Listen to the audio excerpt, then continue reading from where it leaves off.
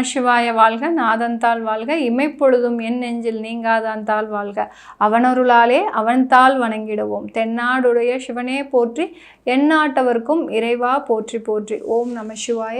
நான் உங்கள் ஆஸ்ட்ரோ பூர்ணா. இன்னைக்கு நாம விருச்சிக ராசி அன்பர்களுக்கு செவ்வாயினுடைய பெயர்ச்சி, அதாவது மிதுன ராசியிலிருந்து செவ்வாய் பகவான் கடக ராசிக்கு வருகின்ற அக்டோபர் மாதம் 21ஆம் தேதி பெயர்ச்சி ஆகிறார்.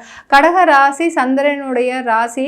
அந்த சந்திரனுடைய ராசியில இந்த செவ்வாய் பகவான் தன்னுடைய பலவீனமான ஒரு சூழ்நிலையை அடைய போகிறார். கிட்டத்தட்ட 90 நாட்களுக்கு இந்த செவ்வாய் பகவான் என்னுடைய பெயர்ச்சியாகப்பட்டது அடுத்த வருடம் 20ஆம் தேதி ஜனவரி மாதம் வரைக்கும் இருக்கு. அந்த கடக ராசியிலேயே அந்த செவ்வாய் பகவான் நீச்சம் பெற்று இருக்க போறார். கிட்டத்தட்ட 3 மாதங்களுக்கு இந்த விருச்சிக ராசி என்பர்களுக்கு அந்த செவ்வாயினுடைய நீச்சம் எந்த மாதிரியாக இருக்க போகுது, எந்த மாதிரியான ஒரு மாற்றங்களை நீங்க அனுபவிக்க போறீங்க அப்படின்றத நம்ம இந்த பதிவுல தெளிவா பார்க்க போறோம்.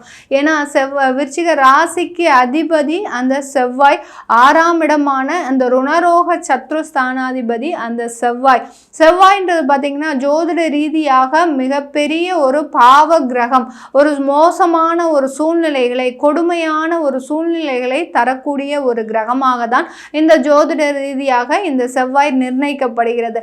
அப்படிப்பட்ட அந்த பாவ கிரகம் அந்த கடக ராசியில நீச்சம் அடையும் போது, தன்னுடைய பலத்தை இழக்கும் போது இந்த விருச்சிக ராசி அன்பர்களுக்கு மிகப்பெரிய ஆபத்துக்களில் இருந்து விடுதலை அளிக்கக்கூடிய ஒரு நேரம். ஏன்னா 6ஆம் இடம் சொல்லும் போது ருணரோக சத்ருஸ்தானம், எதிரிகளை அழிக்கக்கூடிய ஒரு ஸ்தானம் தான். அந்த 6ஆம் இடத்திற்குண்டான அதிபதி 9ஆம் இடமான அந்த பாக்ய ஸ்தானத்துல பலவீனம் அடைகிறார். அப்படி இருக்கும்போது உங்களுக்கு உண்டான எதிரிகளினுடைய தொந்தரவுகள் அழியக்கூடிய ஒரு நேரம். சில பேருக்கு இந்த விருச்சிக ராசி அன்பர்களுக்கு தொழில் ரீதியாக போட்டிகள் நிறைய இருக்கும். ஏன்னா ரொம்ப கான்ஃபிடென்ட்டா நீங்க போட்டிகள்லாம், அதாவது தொழிலெலாம் நீங்க செஞ்சிட்டு இருப்பீங்க. காம்படிட்டர்ஸ்லாம் நிறைய பேர் பலம் பொருந்திய ஒரு காம்படிட்டர்ஸாக இருப்பாங்க.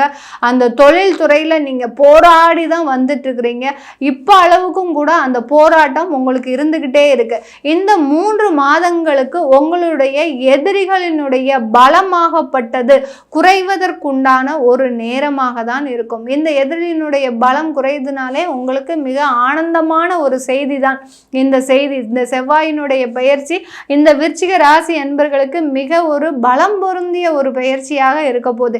எதிரியினுடைய தொந்தரவு அழியக்கூடிய ஒரு நேரமாக இருக்கும். சில பேருக்கு திருஷ்டி தோஷங்கள், குடும்பம் ரீதியாக திருஷ்டி தோஷங்கள் அதிகரிக்கக்கூடிய ஒரு நேரமாக இருந்திருக்கும். கடந்த மாதத்துலலாம் ஒரு 1.5 வருடங்களாக இந்த குடும்பத்தில், அந்த விருச்சிக ராசி குடும்பத்தில் இருப்பவர்கள் பார்த்தீங்கன்னா ஏதோ தேவையில்லாத ஒரு சண்டை சச்சரவுகள். ஏன்னா நீங்க சொத்துக்கள் வாங்கிட்டீங்க. அந்த சொத்து வாங்கினதுலேருந்தே பார்த்தீங்கன்னா ஊரார் கண்ணெல்லாம் உங்க மேல தான் இருக்கு. உங்க மேல போட்ட கண்ணை பார்த்தீங்கன்னா அவர்களை அந்த அளவுக்கு உங்களை வீழ்ச்சியில் அடியக்கூடிய அளவிற்கு மிகப்பெரிய அளவுல நீங்க ஒரு பெரிய பெரிய துன்பத்தை அந்த திருஷ்டியின் மூலமாக அனுபவிச்சுட்டு இருக்கிறீங்க.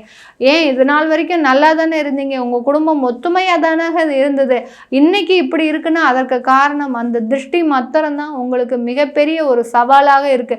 நாங்களும் எவ்வளவோ செஞ்சு பார்த்துட்டோம் மேடம், எங்க இருந்துலாமோ கயிறு கட்டி பார்த்துட்டோம், எந்தெந்த தெய்வத்துக்கெல்லாமோ போயிட்டு வந்துட்டோம், எந்தெந்த உக்ர தெய்வங்களை கூட வழிபாடு பண்ணிட்டு இருக்கோம். அப்படி இருந்தும் எங்களுக்கு இந்த திருஷ்டி தோஷங்களினுடைய ஆதிக்கம் அதிகமாக இருக்குதுன்னா இந்த விருச்சிக ராசி அன்பர்களுக்கு தான் இருக்கும். இது எல்லாமே குறையக்கூடிய நேரம் தான் இந்த 3 மாதம். திருஷ்டி தோஷம் முழுவதுமாக குறைய போகுது. குடும்ப சூழ்நிலையில ஒற்றுமை நிலவுவதற்குண்டான ஒரே வழிவகை தான் இந்த 3 மாதங்கள். யாராவது பிரிந்து இருக்கிறீங்க, விவாகரத்து வழக்குகள்லாம் இருக்கு, இல்ல சொத்து சம்பந்தமான வழக்குகள்லாம் இருக்கு அப்படின்னு இருக்கிறவங்களுக்குலாம் இந்த காலகட்டம் உங்களுக்கு சாதகமாக தான் அமைய போகுது. கணவன் பிரிந்து போறாரு அப்படின்னு அவரே உங்க முன்னாடி நான் சேரணும்னு ஆசைப்படுறேன் அப்படின்னு பேசக்கூடிய ஒரு தருணமாக இருக்கும். இது நாள் வரைக்கும் உங்க மனைவி உங்களை தனிமையில விட்டுருப்பாங்க.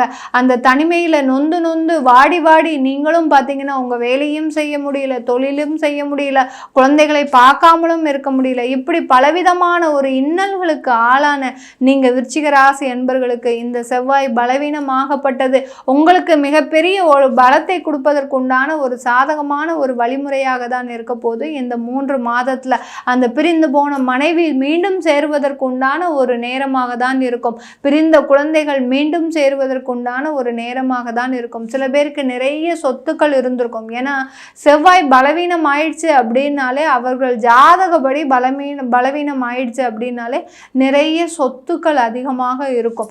உங்களுடைய விருச்சிக ராசி அன்பர்களுக்கோ இல்லை விருச்சிக லக்ன அன்பர்களுக்கோ உங்களுடைய ஜாதகத்திலையும் அந்த செவ்வாய் பகவான் கடகராசியிலேயே இருக்கிறாரு அப்படின்னா, அந்த 9ஆம் இடமான பாக்கியஸ்தானத்திலேயே இருக்கிறாருன்னா, உங்களுக்கு தகப்பனார் வழியில எந்த விதமான ஒரு யூஸ்ஃபுல்லான அதாவது ஒத்துழைப்பு எப்போதுமே கிடைக்காது.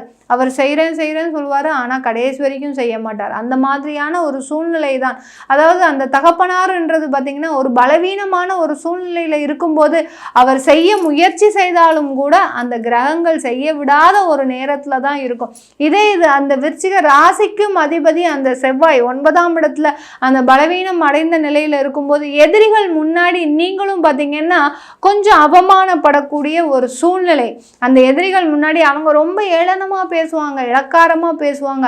அது எல்லாத்தையுமே பொறுமையாக நீங்கள் காது வழியாக கேட்கக்கூடிய ஒரு சூழ்நிலையும் வரும். இதை மாதிரி தான் இந்த செவ்வாய் பலவீனம் ஆகும்போது நிறைய ஒரு துக்கமான செய்திகளும் வரும். ஒரு சில பலவீனமான ஒரு சூழ்நிலையில் இருக்கிறவங்களுக்கு ஒரு பலமான சூழ்நிலையாக மாறக்கூடிய ஒரு நேரமாகவும் இருக்கும் இந்த செவ்வாய் பயிற்சி. இந்த விருச்சிக ராசி அன்பர்களுக்கு குடும்பம் ரீதியாக பிரிந்த குடும்பங்கள் ஒன்று சேருவதற்கும், அடுத்து கடன்கள் அதிகமாக இருக்குது, சொத்து சம்பந்தமான கடன்கள் அதிகமாக இருக்குன்னா கண்டிப்பாக அது எல்லாமே நிறைவேறு அதாவது நிவர்த்தி ஆகுவதற்கு ருணரோக சத்ரு ஸ்தானாதிபதினா அந்த கடனை தரக்கூடியவர் தான் அந்த செவ்வாய் பகவான் இந்த விருச்சிக ராசி அன்பர்களுக்கு.